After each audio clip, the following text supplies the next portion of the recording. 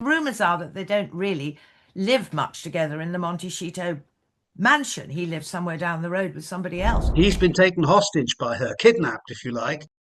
2025 will go down as the year that Prince Harry and Meghan Markle didn't just lose support in the United Kingdom, but were trashed around the world. Indeed, in the US this year, Meghan Markle is beating P. Diddy to be named the most disliked celebrity of the year. And here on Outspoken, you will know that every single day, our millions of viewers vote for their union jackass. And we have collated every single vote across the course of the year, and we are now into our top 10 countdown. And at number 8, yes, that's right, it is the Duchess of Delusion herself, Meghan Markle. My superstar panel are with me, Christine and Neil Hamilton. Now, Christine, when it comes to Meghan Markle and 2025, there are a plethora of reasons she could have made this list. I mean, for me personally, I guess two stand out. It was that night in Paris when she decided to post the video after the Balenciaga fashion show of her driving through the streets of Paris, right near the tunnel where Prince Harry's mother, Princess Diana, was killed on a Saturday night. That was not coincidence, Christine. And then more recently, of course, the debacle over her father, Thomas Markle. His leg is amputated, Christine. Not only does she not go to the hospital, in a PR claim, which proved to be completely untrue, she said, "Oh, I've reached out." Then it's emerged, Christine, that the letter that she sent was actually a dressing down. The dude's just lost her leg, and she's still attacking him for having a relationship with the Daily Mail.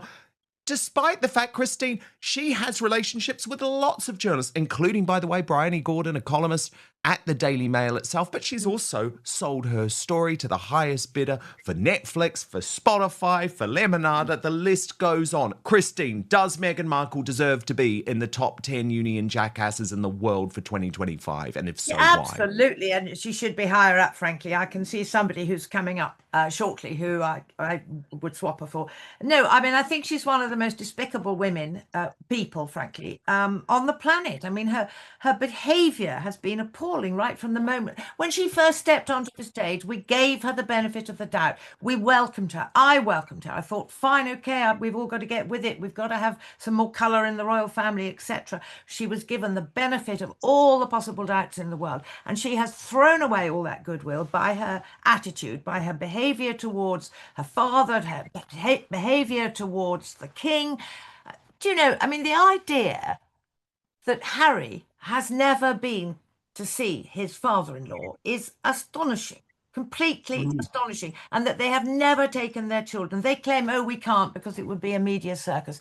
I'm sorry, not now because he's stuck in hospital, but it would have been the easiest thing in the world. They've got private jets at their disposal. They could easily have arranged a rendezvous, and don't tell me that it's happened and they haven't told us. If it had happened, we would have known about it. And the idea that Thomas Markle is now in goodness knows what sort of state, has lost his leg, heaven knows if he'll even survive the whole thing, and he still hasn't met his son-in-law, he hasn't met his grandchildren, and he's completely estranged from his awful shitty daughter. I mean, it's look at him, the poor man.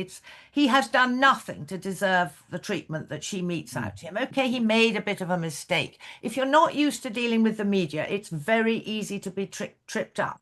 You know, you're media savvy, we're relatively media savvy now, but if you're not, it's terribly easy to be manipulated, and he was manipulated, and she can't. I just don't even think he did something wrong. I'm sorry, I might be in a minority here. No, but he didn't, Neil, this was a woman who used to show up to London, right, when she was a D-lister looking for a rich bloke or a famous bloke after her divorce. She was on the manhunt and she hit the jackpot with Prince Harry.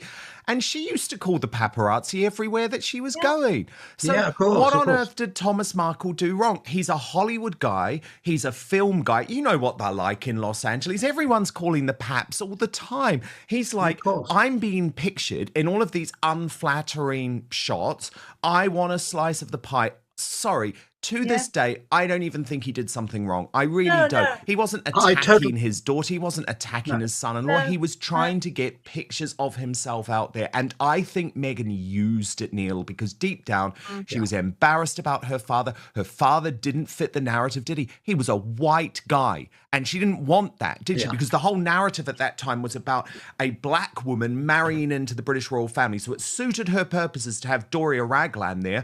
But let's just remember, Neil, that's her mother, by the way. Doria Raglan wasn't around for all of her teenage years when Thomas Markle raised her solo. Paid for her to go to university, Neil, about $750,000, we are told. Now he's in a hospital in the Philippines, and, she's still not sent him a penny. Not a penny. Dan Wootton Outspoken is available as a podcast too. So to listen or watch us on the go, wherever you are, then please subscribe on Apple Podcasts, Spotify, or wherever you listen to your podcasts. And as a personal favour to me, please rate and review, as it really helps our independent show. You're absolutely right, Dan. I mean, what a creature she is. She's grotesquely inhumane, in my view. No really humane person would ever behave towards a father, particularly one that had done so much for her in her early years, get her career off the ground, and forms the foundation of everything that she's achieved for herself since. But I mean, she is a super narcissist of cosmic proportions and an arch media manipulator herself, of course. She knows very well how to generate publicity for herself. Again, the grotesque example that you quoted of her at the Balenciaga show in Paris, and with the Alma Tunnel in the background and all the rest of it. I mean, how appalling that was.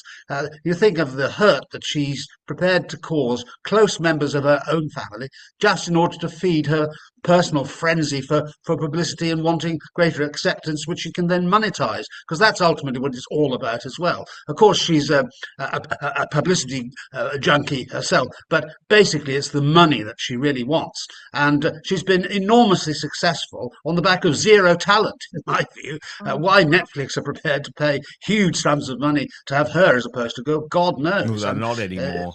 They're not anymore. That's the thing, because it's tanked. And also, at the same time, she's got a series being released for Christmas. But of course, Christine, she doesn't call it Christmas. She calls it the holidays, because it's not woke to use the word Christmas. So she's got to say holidays. And she's saying, the holidays are all about my family and all about nostalgia. And it's like, bitch, your father is currently lying in a hospital having just lost his leg. Do not talk to me about family. But Christine, I want to ask you about this whole Princess Diana thing, right? Because it's actually truly twisted now when you look at the way, Neil talks about media manipulation. I completely agree.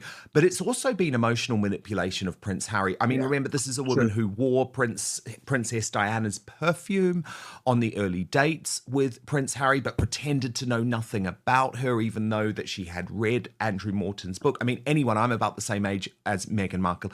Anyone of our era was very much impacted by the death of Princess Diana. And I just feel it's twisted the way that she has, even in the latter days of their marriage, tried to say, Diana spoke to me in a dream, for example. It's all about, I think, emotionally manipulating her husband. I really do. But first, let's start with a bit of an uncomfortable truth. Data leaks are no longer rare headlines. They are constant. When one of these mega breaches hits, it's not a few names, it's millions of people at once. Phone numbers, home addresses, email logins, sometimes much more sensitive details. And the worst bit, that information doesn't just vanish after the news cycle moves on. Data brokers and people search sites buy and resell it on a loop. That means scammers, stalkers, even a nosy employer can pull up far too much about you with a quick search. That's why I use Incogni. In an industry that's murky at best, it is the service that's actually been independently verified by Deloitte. They send removal requests to hundreds of data broker sites, and private databases keep chasing the ones that drag their feet and log the confirmations as those records get taken down.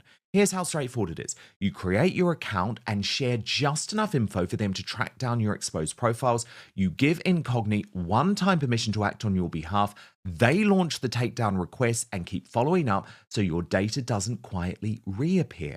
And then there's the standout feature on the unlimited plan, custom removals. If you find your details on a court portal, an old company directory, a people search site, anywhere, actually, you can paste that exact link into your dashboard.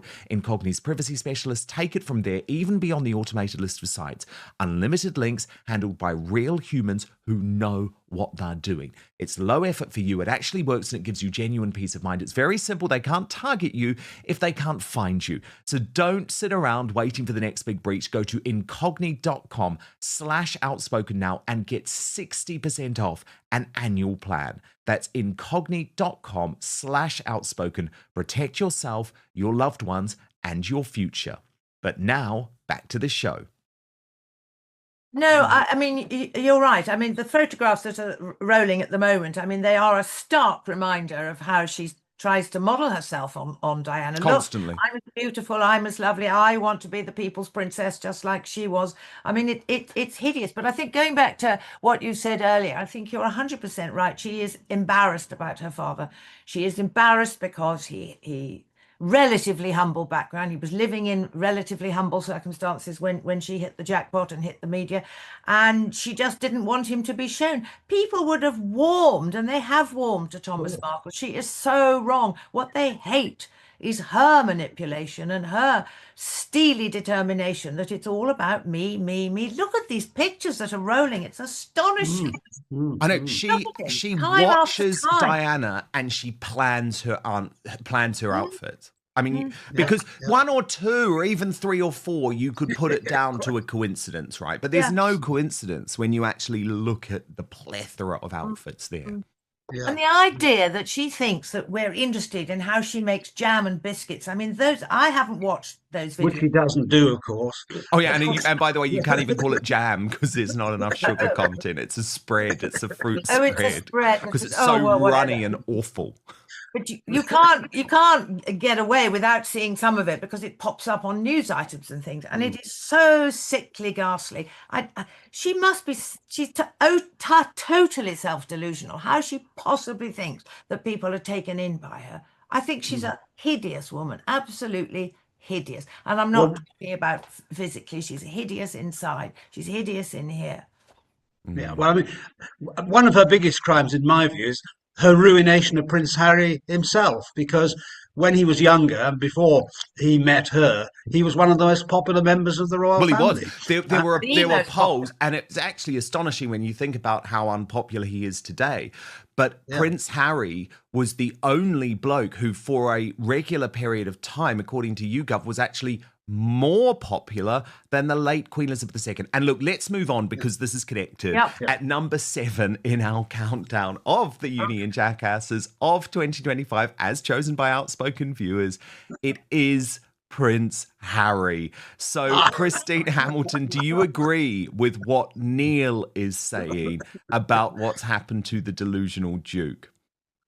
I'm surprised that Harry is higher up than Meghan, frankly, because I just think he's a innocent pawn in a way. I mean, not particularly innocent, but it's like a cat and a mouse. She plays with him like a cat plays with a mouse, and he can't get away.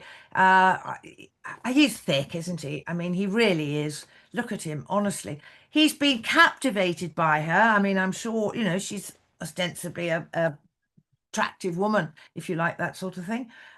He's been completely captivated by her, and now he is utterly manipulated by her. I mean, the rumours are that they don't really live much together in the Montecito mansion. He lives somewhere down the road with somebody else. I don't mean he's having an affair, just somebody else's house. They've got all these places at their disposal. I think he's a pathetic, frankly. He's a pathetic specimen of a man. He allows her to get away with all this appalling manipulation. What does it do to him when he sees his wife looking like his mother? But, and Neil, this is the problem, though, isn't it? she has trapped him, because all year we have heard about Harry talking about setting up this rival royal court in the United Kingdom to challenge his brother. He's challenged the security as well.